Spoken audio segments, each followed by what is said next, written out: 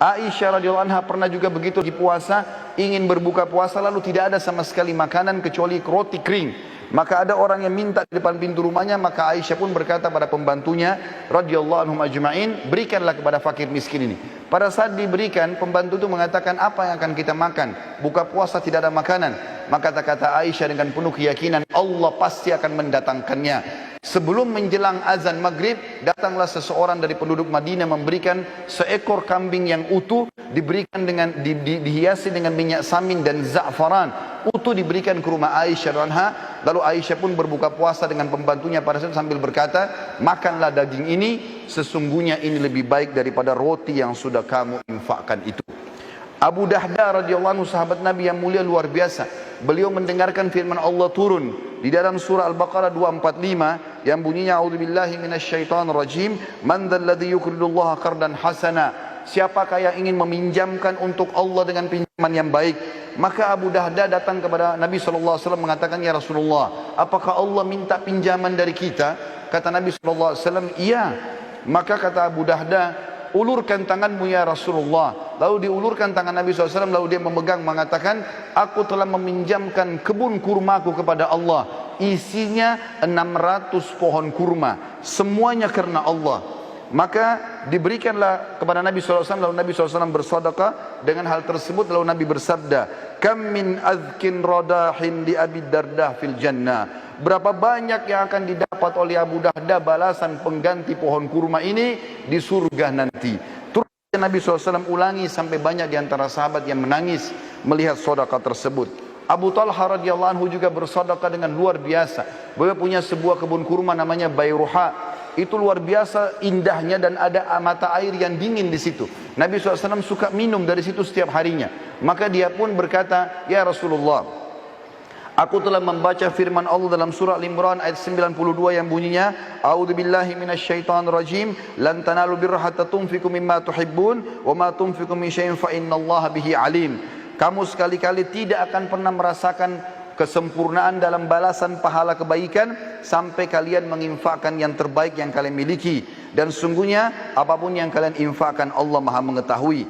Maka dia pun berkata, sesungguhnya harta yang paling aku cintai adalah perkebunan kurma Bayruha, dan aku ingin menginfakkannya di jalan Allah. Maka Nabi SAW mengatakan, bakhin zalika malur ribh, zalika malur rabih, wa qad sami'tu ma qultu wa inni ara an taj'alha fil aqrabin. Faqala Abu Talha, af'al dzalika ya Rasulullah. Artinya, sungguh keberuntungan kau hai Abu Talha, sungguh keberuntungan, hartamu ini menguntungkan sekali, dan aku telah mendengar kau menginfakkan di jalan Allah, dan aku memerintahkan kamu untuk memberikan kepada sanak kerabatmu terdekat.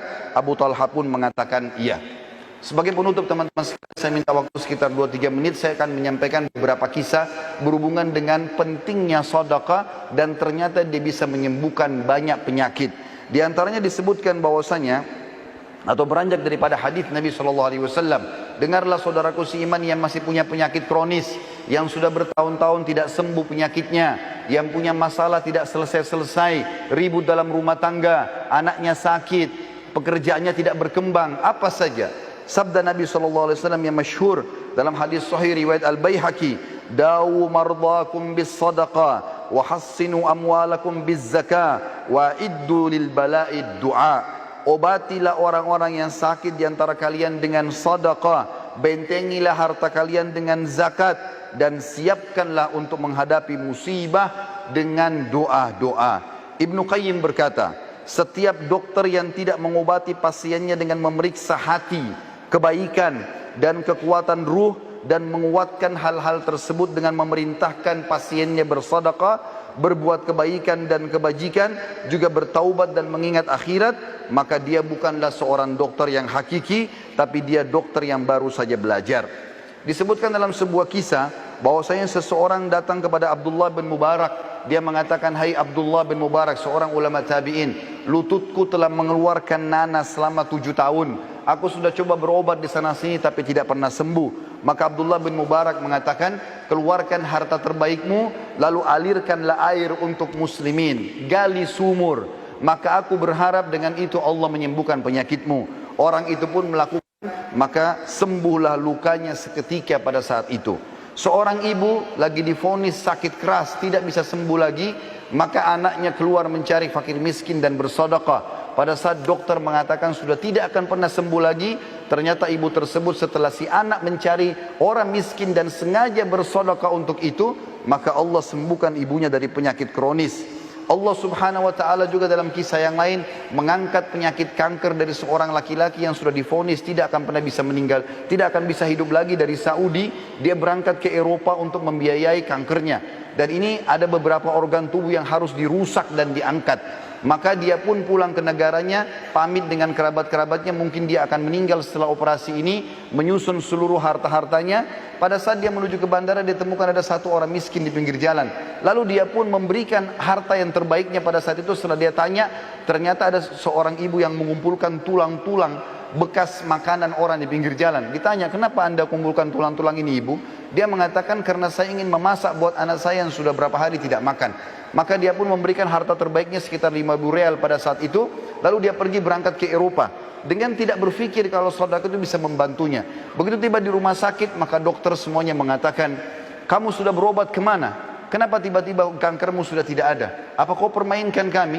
Kata dia, sama sekali saya tidak pernah berobat ke dokter, tidak berobat ke rumah sakit, tapi saya sudah mengeluarkan sedekah di jalan Allah. Maka dokter-dokter tersebut pun mengatakan, sungguh ajaran agamamu benar. Lalu mereka akhirnya masuk Islam justru karena sembuh, atau orang ini sembuh dari penyakit kanker.